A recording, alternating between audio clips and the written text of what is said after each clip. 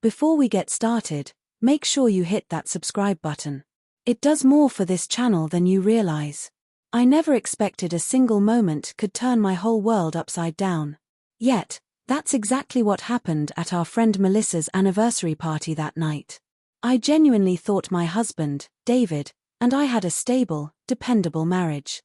Not perfect, no marriage is, but one built on trust, understanding, and mutual support. Or at least, that's what I believed. Because in one cruel, humiliating instant, all of that collapsed. The evening had begun beautifully. Melissa's backyard glimmered under delicate string lights. Jazz floated through the air, and guests wandered between high tables, champagne in hand. David and I arrived together, fingers laced, exchanging light-hearted jokes on the drive over. Anyone looking at us would have assumed we were completely in sync. But beneath my smile, a restless unease stirred. We'd been arguing for weeks about money, time, and all the little resentments we'd been burying instead of confronting. The party felt like a brief reprieve, a chance to breathe. I kept telling myself the night needed to go smoothly, and for a while, it did. We laughed, mingled, and blended effortlessly into the warm glow of celebration. Then Aaron arrived. Aaron was the kind of man who commanded attention the moment he walked into a room, tall, loud, brimming with energy.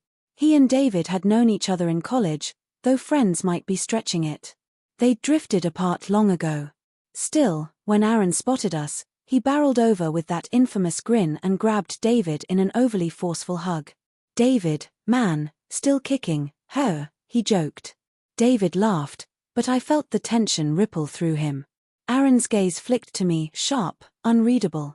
Disdain, recognition, something I couldn't quite name. But I felt it immediately. And then things began to unravel.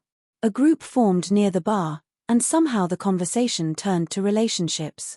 Light jokes were tossed around until Aaron focused on me, smirking. "So, Rachel," he said, "still running every part of this guy's life, or did he finally grow a backbone?" The laughter around us stopped cold. My chest tightened. "Excuse me?" I said. David's jaw clenched. He was furious, but I couldn't tell if it was at Aaron or at me. Aaron threw his hands up theatrically. "Hey, I'm just speaking the truth. Back in the day, David couldn't make a single choice without your say. Thought you'd loosen up by now." I felt the weight of every eye in the crowd. People watched, waiting, enjoying the tension. "You have no idea what our marriage is like," I whispered to David, but Aaron wasn't backing down. That smug grin stayed plastered on his face. "I know enough," he shot back. Something in David snapped. "Aaron, stop. You don't know what you're talking about." "Oh, I do," Aaron retorted. "You told me plenty when you used to come whining. I told you to stop." Aaron didn't stop. His laughter was harsh, cruel. "Look at you. Still letting her control you. Still scared to speak up. Man, I figured you'd grown by now." And then David shoved him. Not hard, just enough to make a statement. Aaron's reaction was instant. He slapped David across the face. The sound cracked sharply through the yard. I gasped, my throat tightening painfully. David stumbled back, hand to his cheek, eyes wide not from the pain, but from humiliation. Chaos erupted. Voices overlapped. Questions flew. But the worst part wasn't the slap. It was what came next. Once the noise settled, all eyes were on me. Everyone looked at me. Aaron wiped his mouth and shrugged. "What? This is what happens when someone lives under Rachel's thumb. Don't blame me." The shift was immediate. Faces hardened. Whispers began to rise like smoke. "Is it true? Poor David. She really is controlling. He must have provoked this." I shook my head, desperate. None of this was true. He provoked him. But no one cared in that moment. David's face burned, not from the slap, but from shame. He opened his mouth, closed it, and then looked at me with something that made my stomach twist. Doubt. Worse, agreement. I reached for him, but he stepped back. "Rachel, maybe we shouldn't talk about this here," he murmured. "He humiliated you, and now you're just. Stop. Please." His voice cracked. Everyone watched. No one intervened. Melissa eventually pulled Aaron aside, scolding him, but the damage was already done. Conversations tried to resume, but fragments still floated to my ears. She has a temper. Always seemed controlling. David deserves better.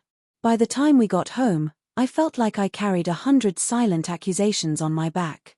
David didn't speak during the drive. He stared out the window, rubbing the cheek Aaron had hit. Once inside, he finally said, "Rachel, why did everyone believe it?" The question shattered something inside me. "You think they're right?" I whispered. He didn't answer at first, and the silence was more painful than the whole night combined. Finally, he said, "I don't think you're controlling, but maybe we need to look at how we treat each other. If people saw something, even if it's wrong, maybe there's something we're missing."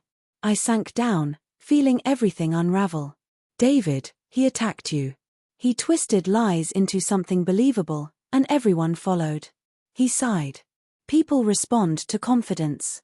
He said it strongly enough, and they believed him. I stared at him. "And you? Did you believe him?" David closed his eyes. "I don't know." That answer broke me more than the party ever could. Because suddenly, the fight wasn't just about Aaron's lies. It was about the silent fractures in my own marriage. For the first time, I didn't know which battle I had a chance of winning.